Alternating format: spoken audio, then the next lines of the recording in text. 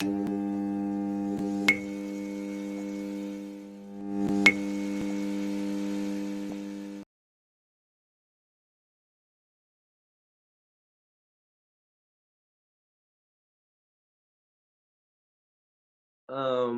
name's Isa. My full name is Isa Silva.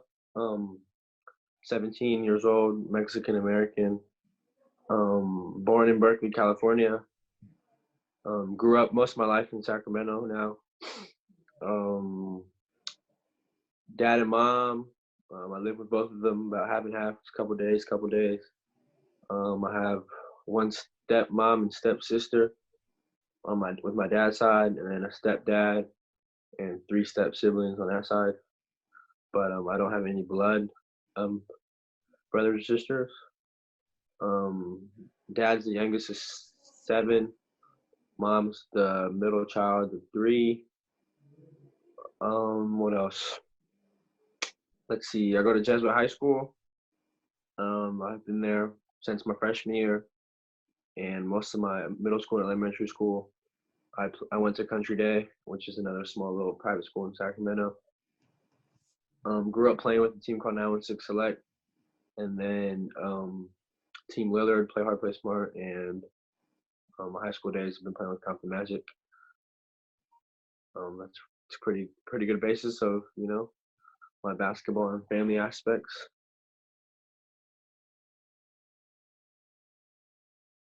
My dad played high school ball. He was gonna go play D2 basketball, had some D2 offers and letters. He got hurt going going onto campus his freshman year in college, so he never really got to play after that. But I think he kind of rekindled his passion with the game through me, and now like he's like my best friend, and we make decisions together as one, and he always has my best interest. And he's been really good at supporting me and not getting, you see a lot of people with parents get enthralled with all the, money and agents and runners that come with basketball, and he just taught me to stay level headed, and I'm lucky to have him in my corner. That's my, basketball dad or whatever. My mom played basketball all 4 years of high school, played varsity all 4 years, and then she went to UC Santa Cruz, and now she's a lobbyist. She owns her own firm. She's just a grinder, a worker. She supports me so much, and like I tell people like that's where I get my little edge from, both of them. But my mom's not afraid to show it. Um, my uncle, my uncle's coach. My dad's side of the family is really into basketball. My uncle's a coach and he's the athletic director at a high school in Salinas. Um, his son is my cousin. He's my godfather, so probably my one of my closest cousins. He's actually kind of on staff at Stanford. He's a student manager there, so he'll be there when I'm there. And we always wanted to go to college together, so having him on staff is pretty cool. Yeah, man, I love all my cousins. I'm really close to. I have a really good relationship with them, and basketball is really prevalent on that side. And yeah, so is the university. So my aunt went to Stanford. I have two cousins that are there now. One cousin just got accepted. Hasn't decided he's going there, and then two of my other cousins got their masters from Stanford.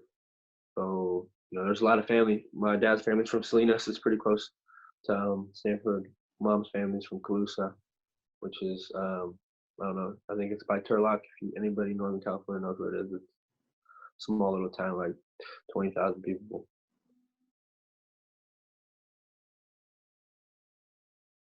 Um, I did grow up playing other sports. My dad.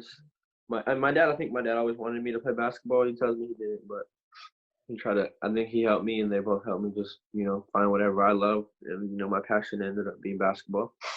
So I played. Can you hear me all right? Mm-hmm. Okay. Yeah. My passion was basketball, so I grew up playing baseball till I was like 7, and I played soccer all the way up until 6th grade. Then I stopped playing soccer because I just didn't like it. So ever since 6th grade, I just focused and put all my energy into basketball.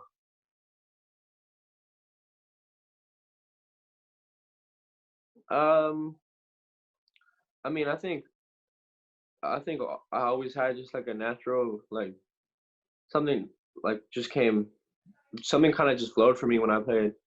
Like it was something like I really worked really hard, and it was something that I pushed myself at, and it was really easy for me to just like that's what I could do all day. Like I just couldn't eat. I could just stay outside and play, and you know, I had that feeling in sixth grade. I told my dad that I wanted to be the best player ever. Like that's always been what I thought.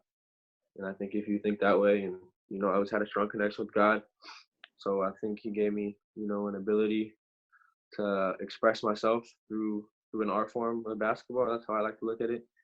And through that art, you know, hopefully I get to inspire a lot of kids and help them find their passions, whether that's in drawing, race car driving, whatever they want to do, as long as they love it. I think that's what we're supposed to do as humans.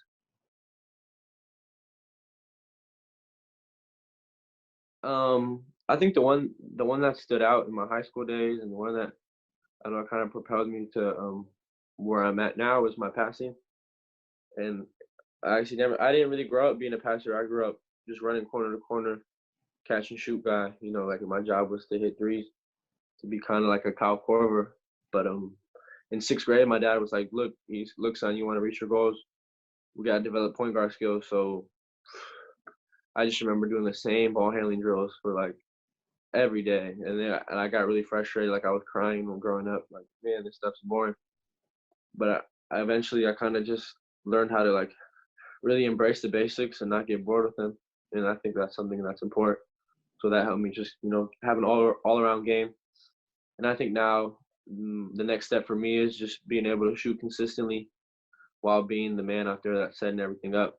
I think if I play off the ball, when I play off the ball, my numbers are really good. And then when I play on the ball, you know, I haven't found that balance yet where I can do it consistently. But we've just been working on staying real disciplined with my shot, holding my follow through, same shot, same flick of the wrist, like just stuff that I did when I was a kid. So I think eventually it's gonna start coming together, and you know, then some stuff will probably get like weaker, and then I'll have to strengthen that. I think it's just a battle of working on your strengths and weaknesses. I think that the shooting while being, you know, the general in a way, like it's just like I think that's a lot. A lot has to do with discipline. You know, like pulling your hand back or doing something just because you're feeling a little swaggy that day. You know, you can feel a little energy, and that might change the way you shoot. But that's probably the most important time when you got to go back to like catch it, don't dip the ball, get right to your spot, and hold your follow through. Like it sounds boring and it sounds robotic, but like over time, once you start mastering that, and you can master that in games, like you turn into the Stephs and Clays because they put so much time in, and it's intentional time. So I think that's what we talk about is putting in intentional work. Like you can go out there and shoot on the machine for like 3 hours. That's not going to do you good if you're, you know, picking up bad habits. And I think high school in my high school, this last high school season and high school season before, like I played really well, but I think I picked up bad habits shooting wise, just because you know you go from playing against the top players in the country to playing locally, and then it's like it's harder to push yourself and stay disciplined with what you work on. So that's what I'm working on now, and I think that's what I'm going to continue to work on until I get better at it. Just getting stronger. Um, After season, me and my weight trainer. I mean, still this week we're just like Monday, Wednesday, Friday we meet, and we go in the garage, and we've just been working on like quick twitch muscle, trying to get off the ground quick, and just getting some weight on me. So I think we put on like 11 pounds after season, and just making sure like I'm durable for college basketball and NBA basketball.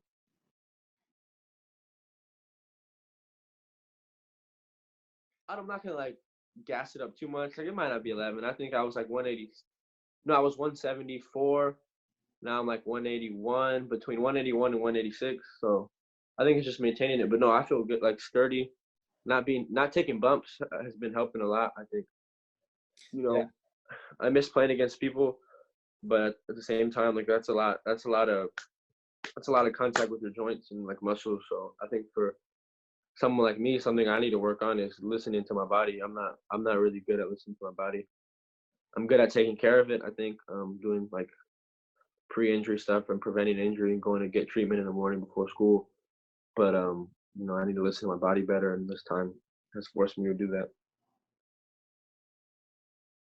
Well, I think like getting back to what I was saying about being intentional. Um, if my hamstring hurts and the top of my quad and my quad's pulling on my knee, and then I go shoot, like is that productive work, or is that just going out there just because you think that's working hard? Like why not just sit, ice your knees, visualize, and meditate? Like I'm real big on that. Like being mindful. So I think getting better at that, not just forcing. Like forcing work is not is not the way to go. I think you got to be smart. So maybe stay and watch film that day, then wake up early next morning and go shoot. Maybe you'll feel better.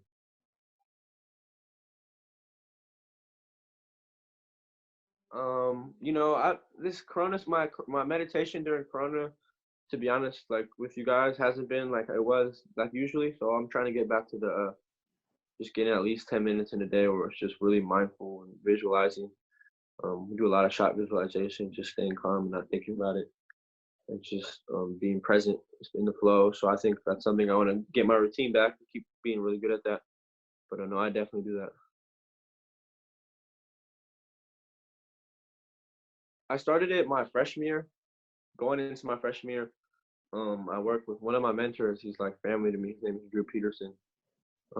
He worked in the WNBA, did some scouting, does some scouting for the Timberwolves, different NBA teams.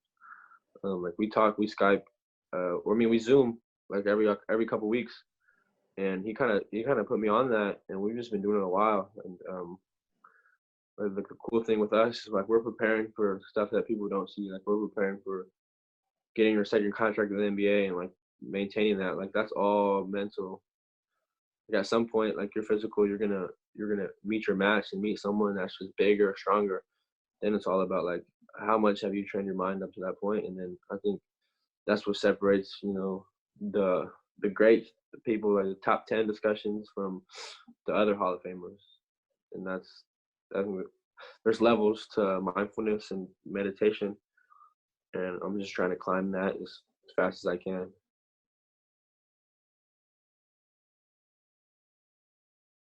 That's a great question. Let's see.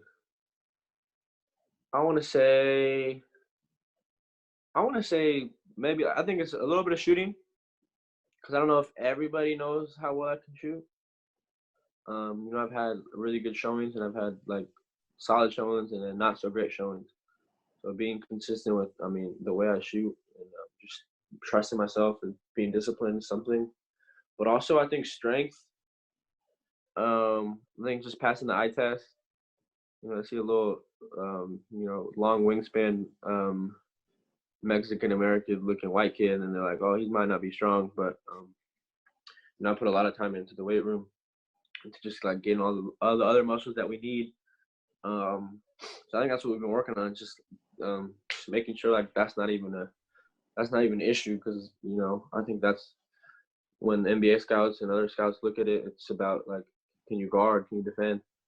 So being able to take those bumps and then flying to a different city, staying at the hotel, and then you got a game the next day and taking bumps again, and that's what you have to prepare your body for. So I'm just doing that as much as possible.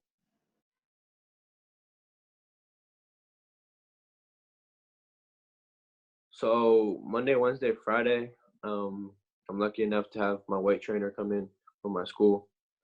He has a bunch of equipment. We're really close. It's probably like the closest coach I have at my school, and we've just been being really smart about what we're doing, like making sure we stretch before workouts. Like it's a real time. It's a real good time to attack like your body, because you're not playing games. So we'll do that those days. Tuesday, Thursday, I try to get a jumping workout in with one of my basketball trainer's friends who's he's like a track athlete. So he's really good. And then I'll try to do cardio those days as well. Just get on the bike. I think we're not gonna play for hopefully towards summer we'll play next, but that's still a ways away. So making sure you're on top of that. And then pretty much every day, me and my dad have been doing a floater and shooting workout. So it's the same thing. It's 10 floaters in a row from the middle of the paint with your right hand, 10 floaters in a row with your left hand. And then you go right side 2 feet, left side 2 feet, right side 1 foot, left side 1 foot. Then right side, right foot, opposite, and the same thing other side, and then down the middle. And then we just get into shooting, starting with forms and getting the mid-range threes, and then just doing some situational calls. So he'll call a number, it's a pull-up. He'll call a different number, it's a three. And then I've been doing the same thing with my basketball trainer, who's like part of my family. I mean, he's like my dad's son. So we'll either do Zoom calls or he might come sometimes, just depending on, how he's feeling, and just trying to stay as safe as possible during this time. But the Pangos camp had a lot of, like, pretty much everybody. I'm picky, man. I'm picky. Cade Cunningham. That's probably the most impressive player I've seen all of last year. Cade Cunningham was really good. Who else did we play? McCurr Maker was pretty good. Versatile. Let's see. Who did we play against? RJ Davis. I played against RJ Davis. He's pretty good. I like his game. And those are the ones I can think of now.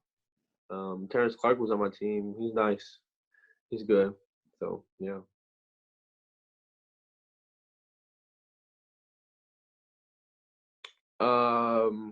I'm pretty set on winning a section championship and winning a state championship.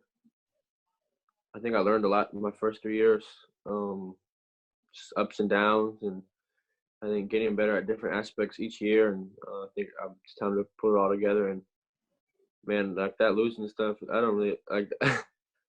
I can't stand it. So it's gonna force me to work and really focus. And I'm excited to be, a part of a program. So now I can just really just focus on my team and focus on winning and helping elevate them. I think that's important, and just helping the culture of the school and bringing a trophy to the gym and having it in there just so I could leave my mark.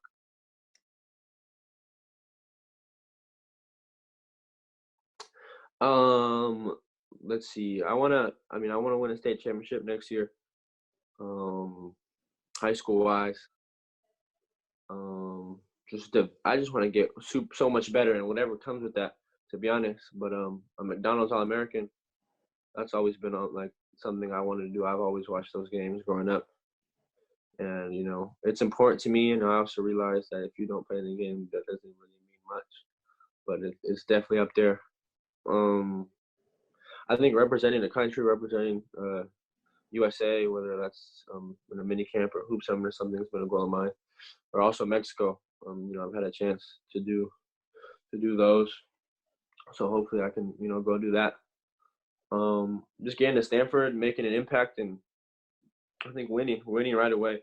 Not just a Pac-12 championship. Like, I want to be greedy and go get a national championship, and just make Stanford like where kids want to go. Not just like scholars, but athletes and basketball players. Like, man, I want to go to Stanford. So those are my goals, and to play in the NBA, and not just play a couple games or play a couple seasons. Like, just make my mark in the NBA and play in the NBA as long as possible and stay healthy. I mean, you can't do any of that stuff I just said if you're not healthy. So taking care of my body, eating right, and keeping a good relationship with God. Those are all my goals.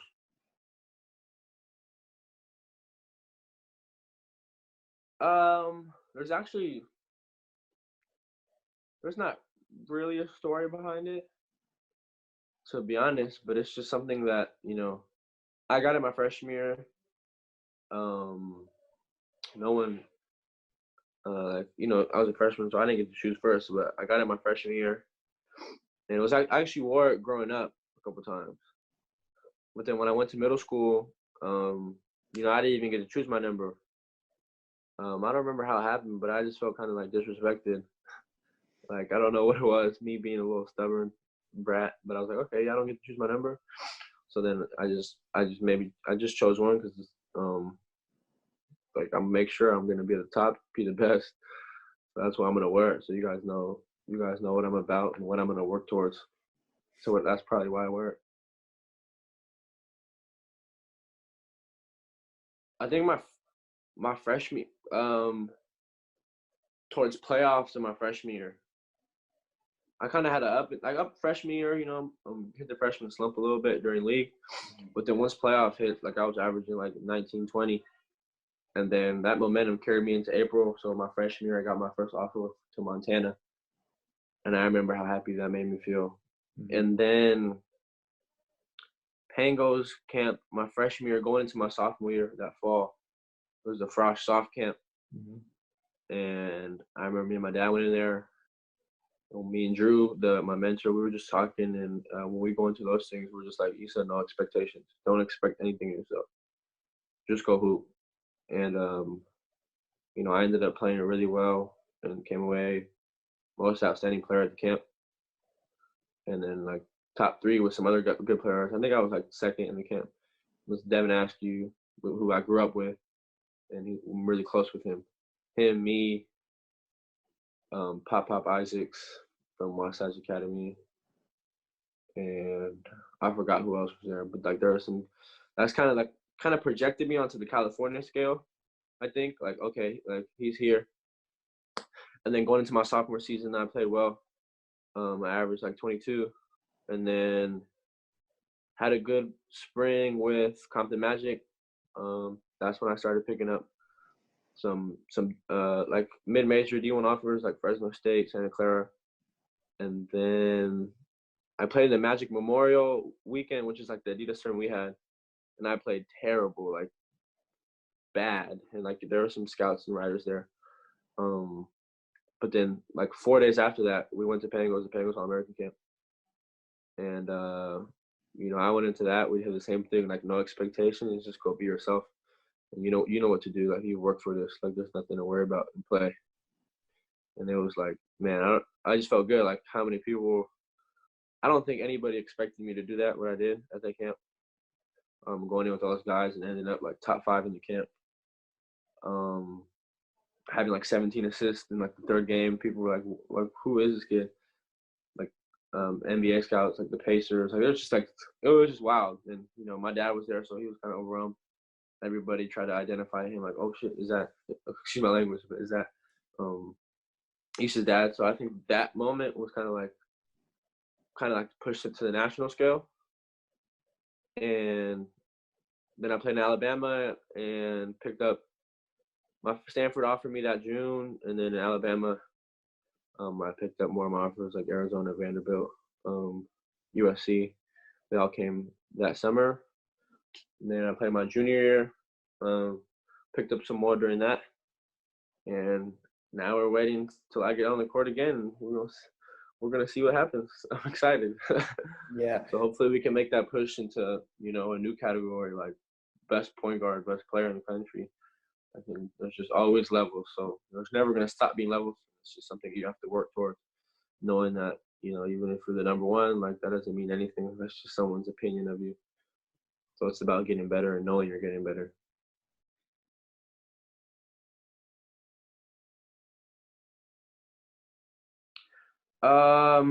A family environment was really important to me. Someone who's gonna value me for who I am, and I think that's what family does.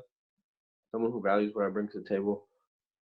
And I think Stanford's seen me enough. They've seen me play since I was an 8th grader, to where they've seen me have games where I score 30 on threes, and then they've seen me have games where I shoot horrifically, but pass it really well.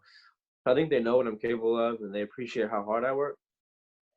So, and I don't know if any of the other schools knew me like that. And for Stanford to come in to and offer me and tell me like they want me, when people think of Stanford, they want people to think of Isa Silva. Like that just blew me away. And being on the visit, like I tried to discern as best as possible how genuine they were. And all the coaching staff really loves me. and you can tell they care, and they're willing to struggle with me and to succeed with me. And I think that's important in choosing a school. Every school is gonna love you when you're going for 20-10, but what happens when you have that game? We have 6-2, and I think they're gonna be with me through that, and that's what I look for, and someone who's gonna appreciate my dreams. That's important. When I thought of Stanford, I was like, Stanford, like, okay, it's the best school in the world. Like, of course I want to go there, but basketball-wise, is that the best decision for me? So, I kind of put all the school stuff aside, left that for my parents to love and worry about. And it was like, let's see, what's the best basketball school that's going to help me get to the NBA, and where I can help the program win and elevate the program. And that was Stanford.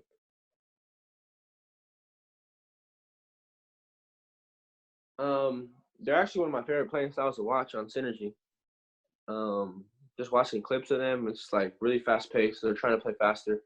I think I excel just when the game's flowing. I excel. When it's stationary, it's a blocker mover. It's something that's not calling out any school. Just saying, like, when it's something that's kind of box oriented. I think it makes it harder for a creative player who loves to play in the flow. And Stanford runs a lot of pick and rolls, DHOs, and I think that's something we can all eat off of, whether it's me, or the roller, the guy trailing, the guy circling. Like, it's just a fun offense. And then defensively, they're one of the best in the country. I don't know what their rating was, but I think they were top 10 in the country in defense. And I like the way they play defense. Like, everybody has each other's back. So I don't want to call it risky, but like, they just trust their instincts. It's like an instinct type of defense. And if someone slips, then someone has their back. And if they don't slip, then they're already up the court before the other team can get back. So I'm excited. I'm gonna keep watching it and trying to study it. So right when I get there, it's an easy adjustment, an easy way to get in.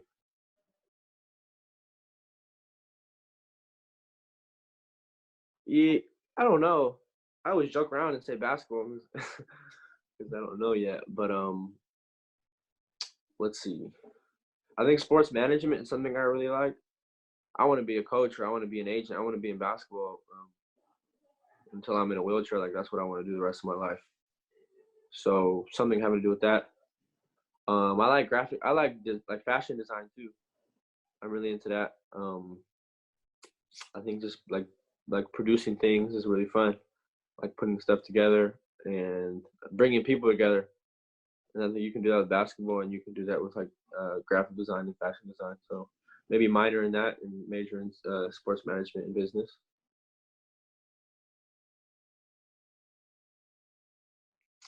So it was all Jake Soriano, who's the videographer. Like, he put it all together. Like, without him, my ideas couldn't have come to life, and without Garibaldi, like, it would have just been like a little photo edit. So thankfully they agreed and they were down. So I kind of thought about it. I was thinking about it, and I came to the conclusion, like, yo, what if I told Garibaldi and asked him if he wanted to do this? So I reached out to my trainer. He knows Garibaldi really well. He's best friends with him. So he got us on the phone together. Garibaldi was all in, and then Jake Soriano, who's a videographer for the Kings, I've known for a while now, just him coming into gyms and recording in Sacramento. So he said he's down. So we went to go film shots in Sacramento the day before. And then we went, me and my parents and Jake, we went to, and my trainer, we went to go watch Garibaldi paint it. He got that footage because I wanted like that to be painted out throughout. I kind of tried to direct it as best as I could, and just, ended up being way better than I thought. So they both really did their thing. And, I just got crazy feedback, like different people from like all aspects, like little kids to Mike Schmitz from Draft Express. Like, it was just pretty funny. I wanted to write something, so I just wrote like a one-page kind of address what I wanted to say before I made the announcement. That took me a couple nights. I had to stay up and do that, and then we put the mic on, recorded it, and then he just played that over the video, and it was, man, I'm gonna have that forever.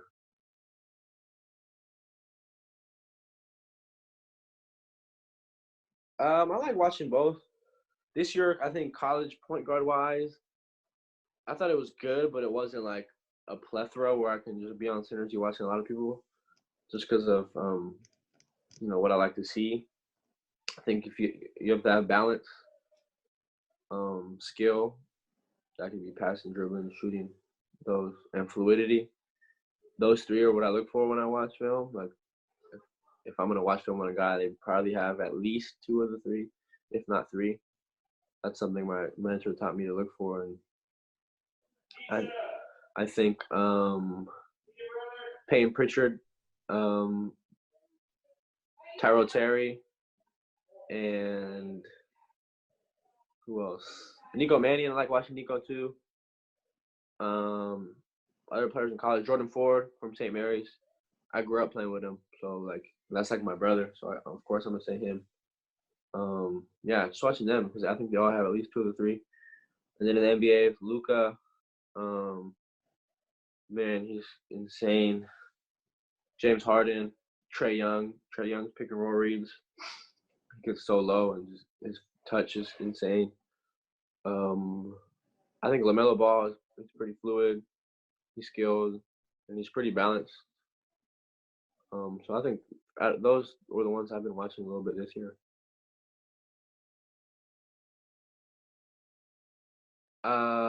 Model my game. I like taking stuff from different people. Steve Nash is probably my favorite one. When people compare me to somebody, that's my favorite one. I get the Ricky Rubio one. I mean, obviously that's a compliment ever. He's making millions, playing a game he loves. So I'm never gonna complain about it. I just don't know if that's my playing style in terms of the other stuff. But I like Steve Nash, Steph, a lot of people, Trae Young. I like Trae Young. Jeff Teague. I always surprise people with that one. His pace. People are always like, Isa, what are you talking about? But I think his pace is off the charts. And his change of speed is crazy. His push cross, he plays off his push cross pretty well. He's been in the league forever, so that's telling you something. Okay. I'd say those guys. I think it's both. I think everybody has natural talent. But that's not what's going to take you to, where you're at. But I think work ethic for sure. If I didn't work, I don't know. I'd be in this position or talking to you or nothing. I think I'd just be a high school player. I think sometimes natural talent can be wasted, but you just have to really appreciate it. And I like to do both. I think not relying on work ethic, but trusting your work ethic. And then when you get in the game, believing in your natural talent that you've enhanced because of your work ethic.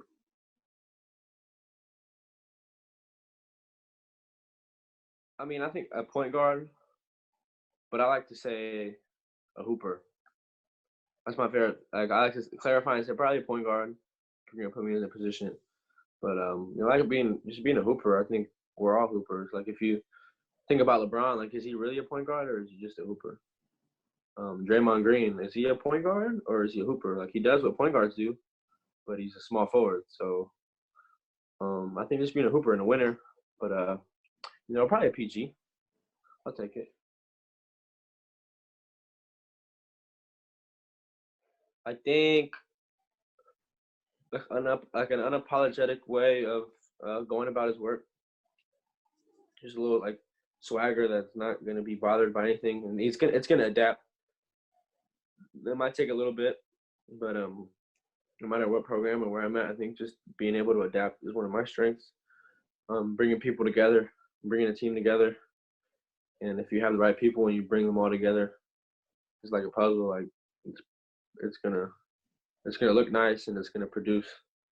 And yeah, just someone who's gonna work and like just teach. I think teaching people. I love teaching people things, and people ask me like I love like you guys can tell from this interview like I talk a lot.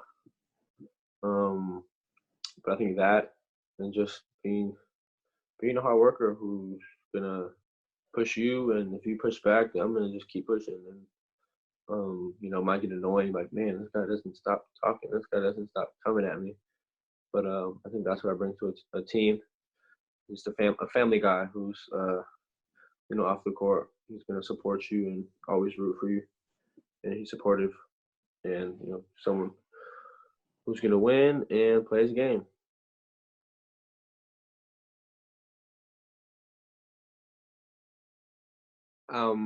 I'd be a coach or an NBA coach or an NBA scout or maybe an agent.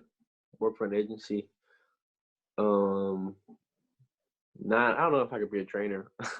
There's a lot of patience for some of these young kids, but maybe an NBA trainer. It's something involved in basketball. I can be a ball boy for a team as long as it's involved in basketball.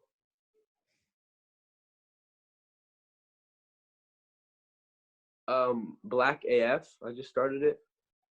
Highly recommend it. It's hilarious. Obviously, The Last Dance with Michael Jordan.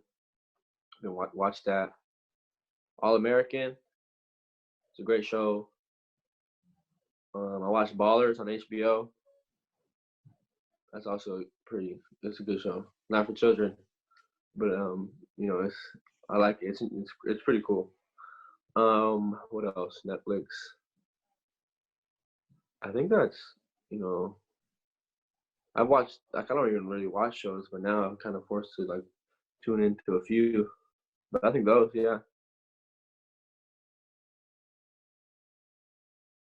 Top what website that was the most? Probably Twitter, because I don't have Twitter app. I usually go on Twitter on Safari. YouTube.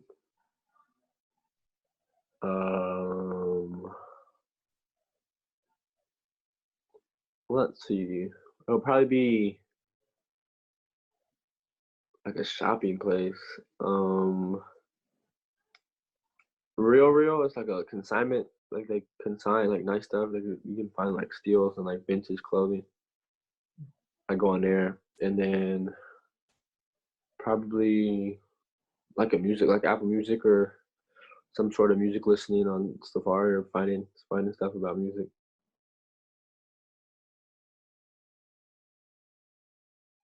It is a crazy story. So I was going into my freshman year. We were eating at a restaurant over here by the house. I already knew Stanford. You gotta publish this one. This story's crazy. This one has to go on Twitter. This one's nuts. We were eating at the restaurant. My dad already knew Coach Pruitt from Stanford. So we were eating. My phone rings, and I'm a freshman, so coaches can't call me yet. It's like the number doesn't show. I answer it. It's like it was someone acting like they were Coach Pruitt and from Stanford, and they're basically like telling me this about like the camp I was just at and telling me some stuff about the camp, about how we won all these games. So obviously there was some research or something. And then like they told me I had an offer, so I didn't know any better. I was like ecstatic. I was like, oh my goodness, Stanford just offered me. My mom knew, but she was kind of like, I don't know if they can't call you yet, son, or they're kind of suspicious. And then my dad called Coach Pruitt, ended up being like someone was just pranking me and messing with me. So that was like for a kid, I'm like, that's disheartening, man. Like that really pissed me off. I was like, who has that much hatred to do that to a kid? Like, I don't care if you thought it was funny. Like, that just made me so mad. So I kind of like, it made me mad pretty like for a long time my freshman year. Like, I just like, it was always in the back of my head, like, what do you need to motivate you? I'm just going to remember this. And then I kind of forgot about it. And then a year went by, got my first offer, got my first high major offer, end of my freshman year from Utah. And then sophomore year came, that summer came, I got the offer from Stanford, and I went to the coach's office. And, Coach Hash is right there. They're all sitting right there, all the coaches. And, like, they talked to my mom, they offered me. And I was like, man, like, if this is a story I'm going to tell, because whoever did that, I want them to remember this. Because if you tell me, like, okay, I hope someone calls me and says, hello, Isa, you've been inducted into the NBA Hall of Fame. Like, that's kind of what it did to me. So, yeah, that's a crazy story. A lot of people don't know.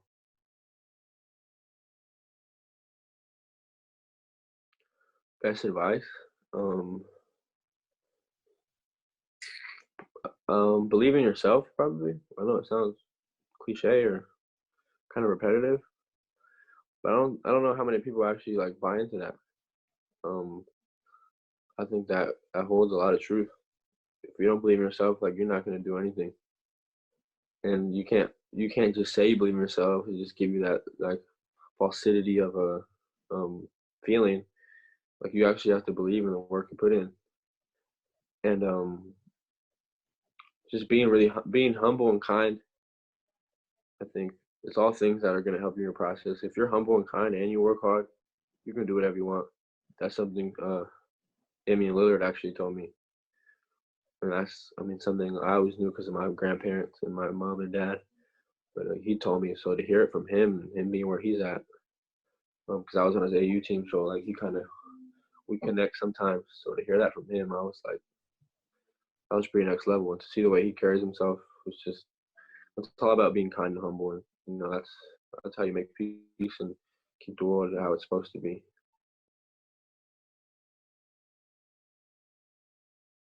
Yeah, probably my grandparents and parents and my family. Um, just seeing how hard they work and what they did. I kind of mentioned it in my commitment video.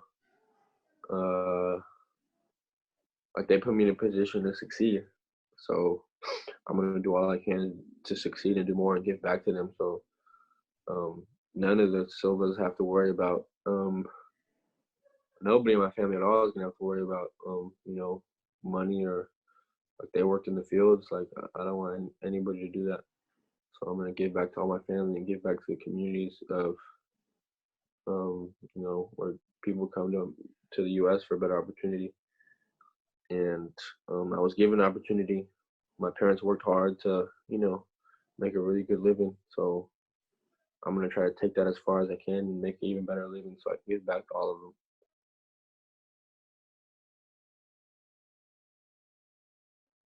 them. Let's see. Passion, creative, stubborn, loving. Okay.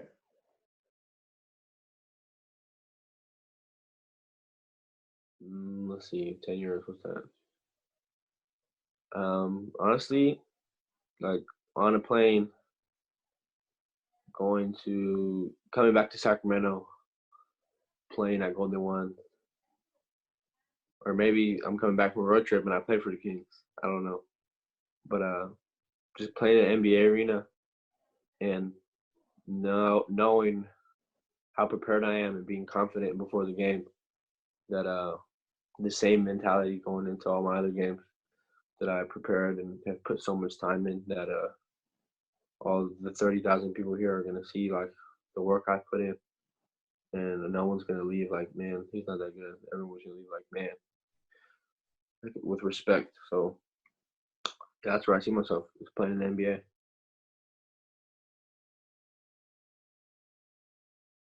Um, damn, that's the question of the century for anybody. Let's see. I want to be remembered for someone who was never afraid to express themselves and love what they want to love and follow what they want to follow.